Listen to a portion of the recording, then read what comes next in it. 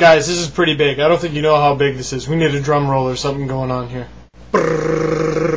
Ladies, gentlemen, others, welcome to the first ever weekly video here at HockeyTube.com. Welcome to the new website. So glad you guys could come. Look at all the stuff around here that you can just click. Look at all that. That looks pretty interesting. You should go for that.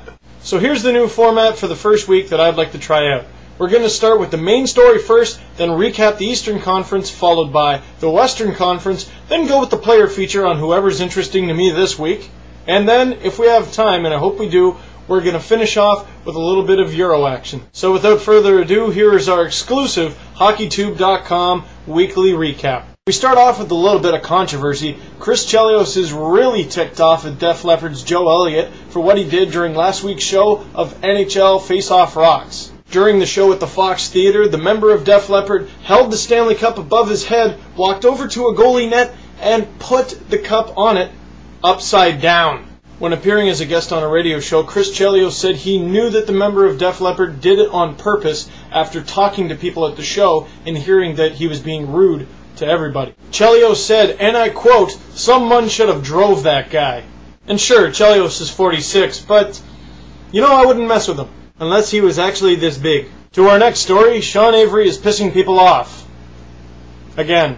Sean Avery recently came out and criticized Gary Bettman on how the NHL is being marketed. Things got a little more interesting when he brought Jarome Iginla into the fold. He said, and I quote, "Nobody cares about Jarome Iginla and guys like that. They're just not exciting enough. They don't bring enough to the game."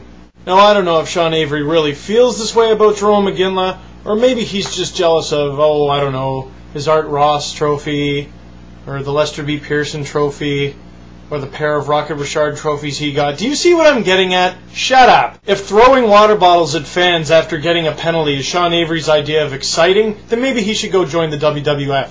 Or what? Oh, they changed it? Sorry, the WWE. I don't think he wants to go saving pandas anytime soon. Although I'm sure fans would like to see him try and wrestle one. There's also a chance he might be a little ticked off that teammate of Jarome Iginla, Dion Phaneuf, is dating his ex-squeeze, Alicia Cuthbert. That's right, I went there. Popular Mechanics for Kids was a great show. It should be interesting to see the first time the Flames play the Stars this season. Ending our main stories on a controversial yet very sad and tragic note, Rangers prospect Alexei Cherepanov suffered a fatal heart attack in Russia while playing for Omsk of the KHL.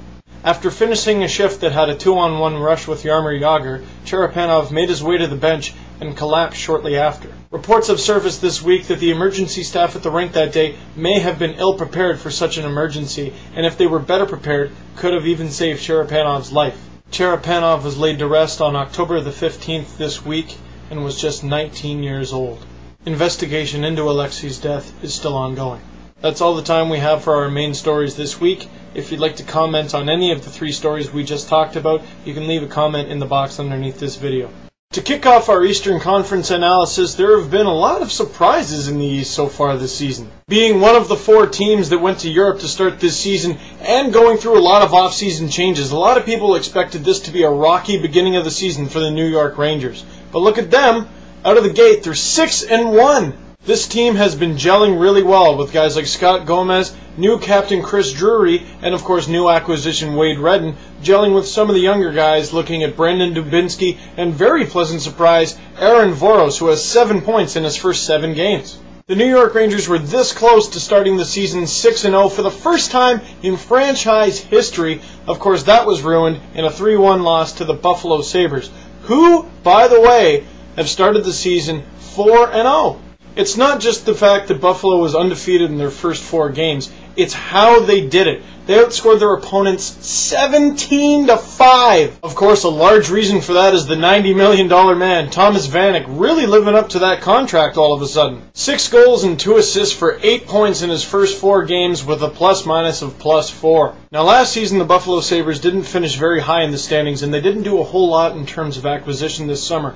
But they were consistently one of the worst injured teams in the NHL, especially looking at talented guys like Tim Connolly. And if they can stay healthy, I wouldn't be surprised if they could keep up this streak. But it's the NHL, you never know. Going to Leafland, Ryan Hullweg was suspended for 3 games, his second suspension of the season, for a boarding penalty he picked up in a game against the St. Louis Blues. Sticking to the Leafs, Vesa Toskala earned a shutout on Friday night, and lost. The Rangers and the Leafs battled to a 0-0 draw at the end of overtime, so they went to shootout, where Fredrik Sjöström scored the shootout winner. Rounding out the Eastern Conference, Daniel Alfredsson got 2 assists in his first period back following knee surgery against the Phoenix Coyotes. Alfie's efforts helped the Sens topple the Coyotes 6-3 in that matchup.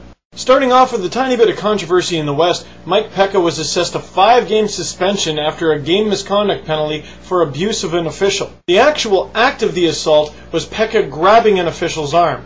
Now, Peca says that he grabbed the official's arm just to get his attention and says that the punishment does not match the crime.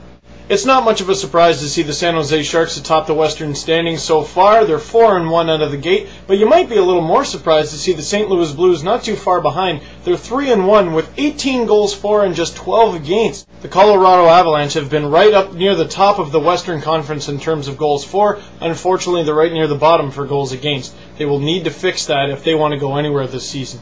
2 very disappointing teams so far this year. I know it's early, but the Anaheim Ducks and the Dallas Stars, both teams 5 games into the season, just 1 win. One team made it to the Western Finals last year, the other was the Stanley Cup champion just 2 years ago. And even though the team's not doing so well, there is one star that's shining particularly bright, which, by the way, takes us into our player feature. This week, our HockeyTube.com featured player is Fabian Brunstrom, for 2 reasons. 1, the guys who own the site are Swedish. But 2, the dude friggin' rocks! In just his first 3 games as an NHLer, Fabian Brunstrom has 4 goals. And how's this for immediate impact? In his first NHL regular season game with the Dallas Stars, Fabian Brunstrom gets a hat trick. And you might be saying to yourself, wow, there can't be that many guys who have done that. You're right. 2! Fun fact, one of those players got over 400 goals in his NHL career, the other got just 2 more and ended with 5. For those of you who don't know who Fabian Brunstrom is, he was a 23-year-old undrafted Swedish prospect who just started to rise astronomically. He played some very good hockey out in Sweden, and NHL teams took notice. There was a bidding war. It was said to involve Vancouver, Dallas, Detroit, and Toronto, and Dallas came out on top. If Fabian Brunstrom can keep this up, there's no reason to believe that the Dallas Stars shouldn't finish in the upper echelon of the Western Conference. In fact, they should do it anyway. Speaking of Sweden, who wants to hear me butcher some names? We're going to move on to Europe. We're going to have some fun. I'm on the Elitserien website trying to get some stats, but I can't read any of it, so I'm going to try to do our European report like that.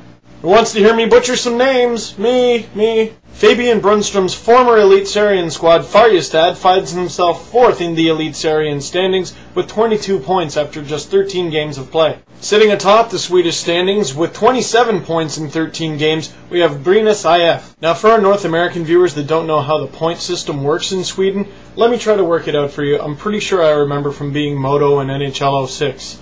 Okay, you get 3 points for a regulation win, 2 for an overtime win, 1 for an overtime loss or a tie, and none for a regulation loss. Am I right? Let me know if I'm right.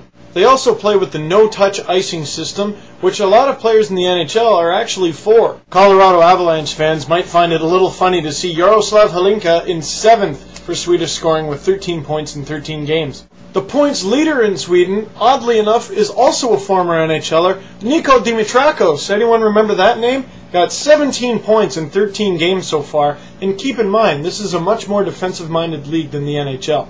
And the Florida Panthers look like they have a bright future in net. Leading Brynäs to the top of the table, we have Jakob Markstrom. He's a Florida Panthers draft pick with a 93 save percentage in 10 games played and a goals against average of 1.88.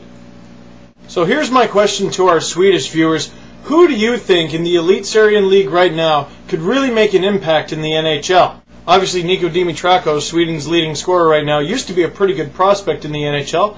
Last year, I heard the name Linus Klassen bounced around a little bit. Does this guy have what it takes to make the NHL? And of course, this guy is supposed to go perhaps first overall in this year's NHL entry draft, Victor Hedman. Tell me a little bit about these guys. I'd love to hear what you have to say, because we don't get to watch them as closely as you do out there. That's it for this week's HockeyTube.com weekly update. Thank you so much for joining us, guys. It's our first week. I'm really glad that you stuck around for this long, and hopefully you enjoyed it. If you're on the YouTube channel right now, please leave us a personal message or comment on this video if you have anything to say.